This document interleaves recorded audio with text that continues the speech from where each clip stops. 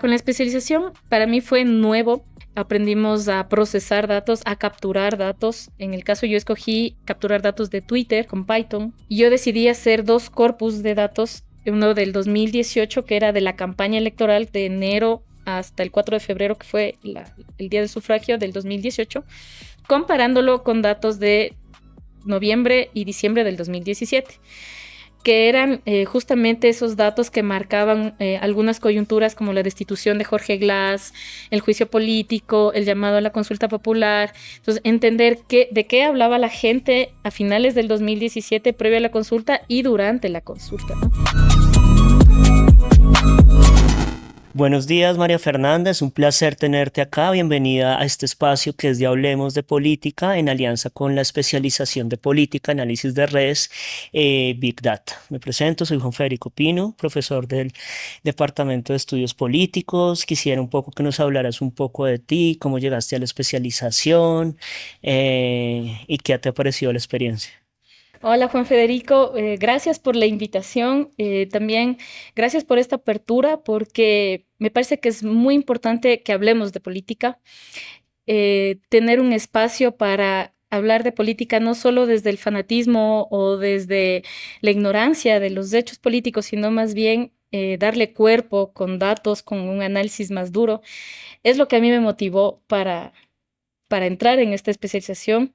Además que me gusta mucho, he estado en el tema público político hace muchos años, yo soy comunicadora con 15 años de experiencia, he trabajado en periodismo, relaciones públicas, comunicación institucional, organizacional, producción audiovisual, campañas.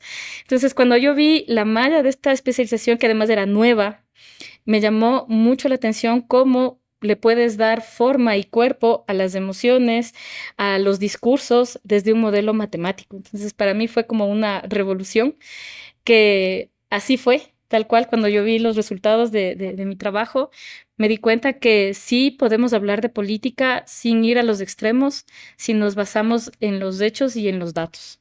Este es un espacio, o sea, has pasado por todo el entorno comunicativo, comunicacional, audiovisual y finalmente llegaste al tema de las redes y los datos. Este es un espacio de la coordinación de vinculación y el Departamento de Estudios Políticos, y un poco la idea del espacio también es que el conocimiento que desarrollaste en tu tesis sirva a las otras personas para conocer un poco de su pasado, conocer un poco de su futuro. Me gustó ahorita una pregunta algo que dijiste, que muchas veces la política se da más en términos de la demagogia, los datos blandos, la desinformación. Y en ese sentido, María Fernanda, me gustaría que nos contaras un poco de tu trabajo, qué te motivó a hacerlo, cómo llegaste a esa idea, Al de la tesina. al de la tesina. Bueno, para empezar, el tema de las redes sociales, yo vengo, digamos, desde esta experiencia antes de las redes sociales, durante y ahora, ¿no? Con esta explosión ya del TikTok y, bueno, muchas más herramientas. Cuando yo empecé en el periodismo, por ejemplo, era más tradicional, que escribías en la cajita y el texto impreso y demás.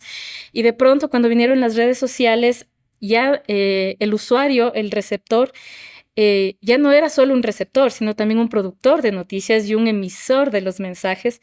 Entonces, atrás de las redes sociales hay mucha responsabilidad de quién emite el mensaje político. Con la especialización, cuando a mí me llamó mucho la atención el tema de la consulta popular, porque en el Ecuador hemos tenido como 14 plebiscitos desde el regreso a la democracia en el 78. Este vendría a ser el quinto, el de noviembre de este año. Y nada ha cambiado, más allá de los problemas, digamos, coyunturales, lo estructural en el Ecuador sigue siendo un problema, la delincuencia, la pobreza, el desempleo. Entonces, cómo las redes sociales ahora con ese poder que tienen, cómo ha ido cambiando. Y la consulta del 2018 marcó un antes y un después en la vida política del Ecuador, teniendo en cuenta el gobierno tan fuerte que tuvimos de 10 años de Rafael Correa con un modelo que cambió todo, que literal fue una revolución porque hubo un cambio, hubo una nueva constitución, 5 poderes del Estado, entonces eso obviamente cambió la dinámica en muchos actores, en muchos sectores, hubo muchas presiones. Y con el 2018, con esa campaña del 7 veces sí, que fue tan potente, y cuando nos hablaban en la especialización de las opciones que teníamos para poder investigar con las herramientas que nos daba la especialización, a mí me llamó mucho la atención entender cómo esa fue una de las primeras campañas digitales que ya se dieron en el Ecuador. O sea, antes de eso, muy poco. O sea, de hecho, Rafael Correa fue el que, O sea, tú eres una arqueóloga de las redes digitales, de las primeras campañas. bueno, qué lindo que me digas eso, pero para mí creo que sí, o sea, Twitter al menos para el 2018 era la herramienta política más grande que teníamos, o sea, ahora sigue siendo Twitter, bueno, X, pero ya hay muchas más, ¿no? Ya Twitter, TikTok, de hecho, tenemos a un presidente que comunica decretos presidenciales por TikTok, entonces ya ha cambiado mucho. Antes, por ejemplo, por Twitter, tú podías anunciar la versión oficial de un político, de una institución. Entonces, ¿cómo se jugaba la disputa de un hecho, de un tema político en el Twitter con una campaña tan fuerte que fue el siete veces sí? A mí me llamó mucho la atención, o sea, saber qué era lo que direccionaba ese siete veces sí, hacia dónde apuntaba, hacia el entendimiento de la consulta popular o qué emociones fluctuaron ahí para que la gente apoye con tanta vehemencia a un presidente que venía del correísmo pero que al mismo tiempo ofrecía descorreizar el Ecuador. Entonces era como algo grave, Una algo paradoja pasa aquí, casi. claro. Entonces, y ver cómo la gente entendió ese mensaje, en este caso en Twitter, para mí fue algo muy valioso que creo yo que puede marcar como un espejo para lo que ahora vemos, ¿no? Y ampliarlo a otras redes. ¿Tú dirías que lo que encontraste, emociones, fue negativas, polarización, qué impacto tienen para la erosión democrática, para la relación entre los ciudadanos? Y más allá del diagnóstico, si ves que es positivo o negativo, me gustaría conocer tu opinión. Desde tu investigación, ¿qué le podrías contribuir a la sociedad para evitar ese tipo de cosas? Bueno, creo que la, la, la pelea, si se quiere, no es el correísmo o el anticorreísmo, por ejemplo, que fue el clivaje que marcó la campaña del 2018 con la investigación que yo pude ver, sino más bien es la distracción que te da la red social versus el criterio que te aporta un hecho político como tal. El- Lamentablemente, las redes sociales se han convertido en este flujo de relatos en donde yo escucho a quien a mí me cae bien por X razones que yo veo en la prensa, que yo escucho de la persona que está al lado o del que comparte el mensaje. Entonces, ahora estamos luchando contra el algoritmo en realidad. O sea, si yo decido seguir a un personaje público, político, el algoritmo me va a direccionar a un montón de información segmentada. Y lo mismo del otro lado. Entonces, lo que vemos es poco criterio de coger, bueno, de ambos lados y no caer en el juego de la polarización, que es la que lamentablemente nos están acostumbrando las estrategias políticas. Tú me hablas de polarización, polarización política, polarización afectiva. ¿Cómo se construye esto desde, por ejemplo, la campaña del siete veces sí? En la campaña siete veces sí, lo que se vio es la profundización de una polarización ideológica que ya venía armándose desde que empezó el gobierno de Correa, o sea, con el correísmo y el anticorreísmo, esta idea del socialismo y el capitalismo, la izquierda, la derecha, la ideología, pero que se complementa y en la campaña del siete veces sí, lo que se vio es una polarización afectiva que este concepto se lo ha trabajado ya por ejemplo, yo cité a Shanto Iyengar, que es uno de los politólogos que yo cité en la tesina, y él habla mucho de eso, ¿no? O sea, identificarte con un sujeto político a partir de las emociones. Entonces, aquí lo que vimos es que con la construcción de hashtags, el caso Odebrecht que contribuyó en la coyuntura del 2000, finales del 2017, cuando Lenin asume la presidencia, explota el tema de Odebrecht y la corrupción como esa emoción negativa de indignación se plantó sobre el correísmo porque, claro, era muy, muy fuerte el encuadre que le dio la noticia que salió publicada en la Fundación Mil Hojas de el caso Odebrecht en Ecuador apunta a Correa y Glass. Entonces, Glass y Correa eran igual a corrupción. Y eso yo lo pude evidenciar cuando ya hice el procesamiento de los datos, que eran los hashtags que más se posicionaron, ¿no? Corrupción correísta, Glass es corrupción, Odebrecht es Correa, etcétera. Entonces, se cargó toda una emocionalidad negativa sobre un segmento, sobre un sector político que era el correísmo, y eso fue la base para que el anticorreísmo se vuelva la esperanza, la opción, la alegría, el positivismo, y te llaman a votar el sí con alegría. Entonces fue una contradicción que el negativo le dio fuerza a un positivo, que en este caso era el 7 veces sí.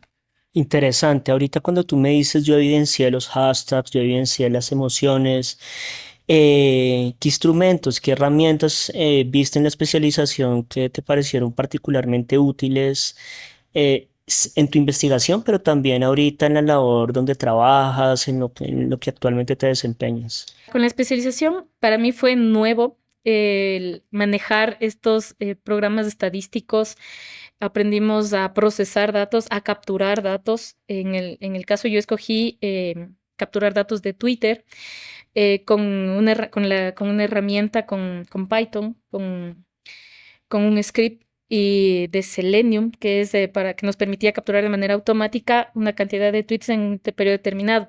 Y yo decidí hacer dos corpus de datos, uno del 2018, que era de la campaña electoral de enero hasta el 4 de febrero, que fue el día del sufragio del 2018, comparándolo con datos de noviembre y diciembre del 2017, que eran justamente esos datos que marcaban algunas coyunturas como la destitución de Jorge Glass, el juicio político, el llamado a la consulta popular. Entonces, entender de qué hablaba la gente a finales del 2017, previo a la consulta y durante la consulta, ¿no?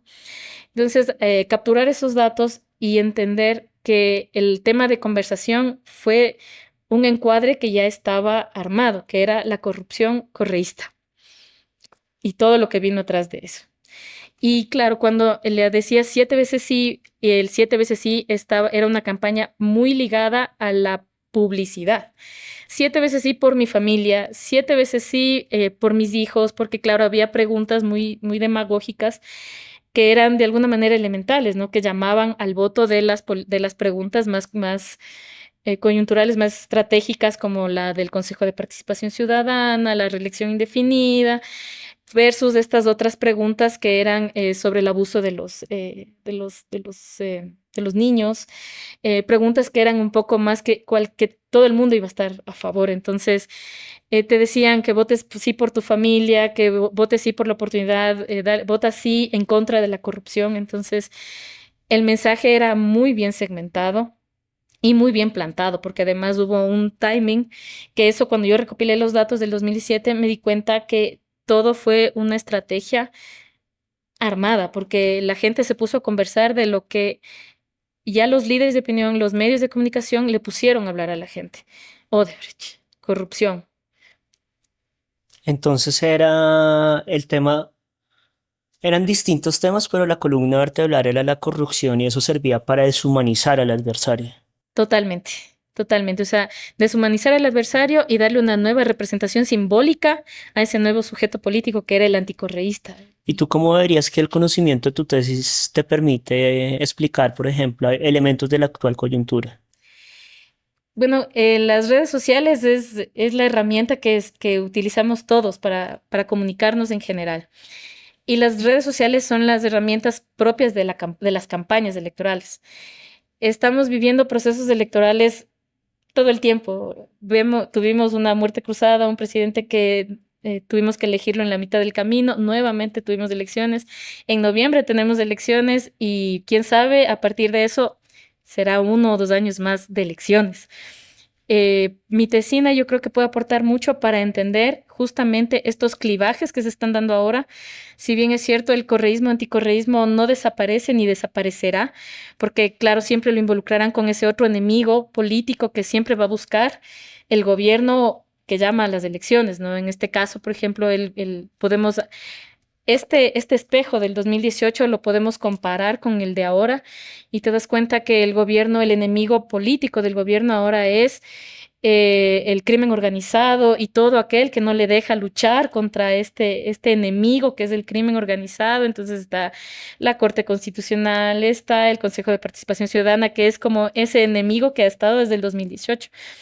Entonces, para mí, esto creo que nos va a servir mucho para poder entender cómo juegan las emociones a favor y en contra, y tal vez desde el lado académico o desde el lado de la cotidianidad, poder conversar sin miedo de política, porque cuando tienes datos a la mano, el fanatismo pierde su fuerza, que es lo que normalmente no les gusta a los actores políticos, que lo que buscan es más bien exacerbar emociones, lejos de dar un criterio más afianzado en datos, que es lo que te da la posibilidad de hacer esta maestría, esta especialización. Entonces es como pasar de la opinión basada en emociones sin desinformación a una opinión como más construida, sistematizada, y a partir de eso, ya como para ir finalizando, me gustaría preguntarte cómo te ha servido estos análisis, estos procesos, esta nueva forma de acercarse a la información como en tu día a día actualmente. ¿Qué haces con él? ¿O ya no lo utilizas? ¿Cayó en el baúl de San Alejo, como decimos en mi tierra?